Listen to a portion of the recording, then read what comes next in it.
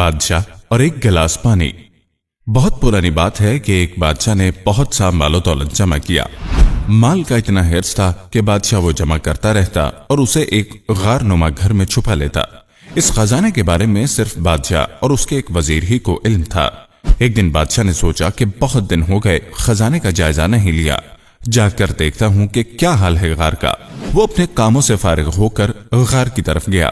دروازے پر پہنچ کر اس نے چابی سے دروازہ کھولا اور پھر غار میں داخل ہوا۔ جگمگاتا سونا اور جھلملاتے ہیرے دیکھ کر وہ بہت خوش ہوا۔ ایک ایک کر کے وہ اپنے خزانے کو دیکھتا اور محبت سے انہیں چومتا رہا۔ اچانک کسی کام کی وجہ سے اس طرف سے وزیر کا گزر ہوا۔ اس نے دیکھا کہ غار کا دروازہ کھلا ہے تو وہ بہت پریشان ہوا۔ اسے لگا کہ جب رات کو وہ ہیرے جواہرات کا جائزہ لینے آیا تھا تو واپسی میں دروازہ بند کرنا بھول گیا تھا۔ جلدی میں اس نے اندر نہیں دیکھا، بس ایسے ہی باہر سے دروازہ چابی سے لاک کر کے چلا گیا۔ بادشاہ جب واپسی کی نیت سے دروازے کی طرف آیا تو اسے بند پا کر حیران ہوا۔ اس نے دروازے کو کھولنے کی ہر چند کوشش کی مگر کامیاب نہ ہو سکا۔ وہ تھک ہار کر واپس ہیرے جواہرات کے صندوقوں کے پاس بیٹھ گیا۔ سوچنے لگا کہ آخر یہاں سے کیسے باہر نکلا جائے۔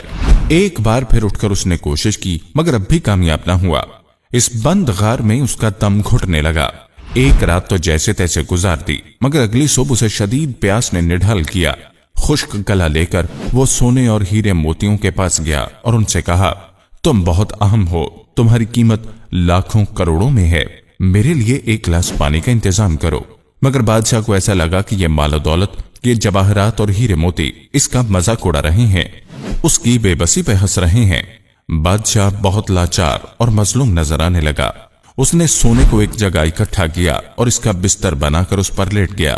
وہ کچھ لکھنا چاہتا تھا مگر اس کے پاس قلم کاغذ نہیں تھے، لہذا اس نے اپنی انگلی کو پتھر سے قرید کر دیوار پہ کچھ لکھ لیا۔ دوسری طرف بادشاہ کی غیر موجودگی سے دربار میں ایک عجیب افراتفری پھیل گئی۔ ہر شخص بادشاہ کو تلاش کرنے نکل گیا۔ وزیر بھی بادشاہ کو تلاش کرنے کے لیے نکلا تو اس کا گزر خزانے والی غار کی طرف سے ہوا۔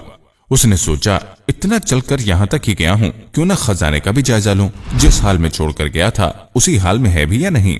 جب اس نے غار کا دروازہ کھولا اور داخل ہوا تو اس نے ایک کونے میں سونے سے بنے بستر پر بادشاہ کو مرا ہوا پایا اور بادشاہ کے سرہانے پر موجود دیوار پر خون سے لکھا دیکھا، جن کے الفاظ یہ تھے، یہ ساری دولت اور سارا خزانہ ایک گلاس پانی کے برابر بھی نہیں۔ دوستو، اب ہم اپنی حالت کا جائزہ لیں۔ ہم سے آج ہر کوئی پیسوں کے پیچھے خار ہوتا نظر آ رہا ہے۔ ایسے پیسے کا کیا کرنا جو آپ کو زندگی ہی فراہم نہ کر سکے۔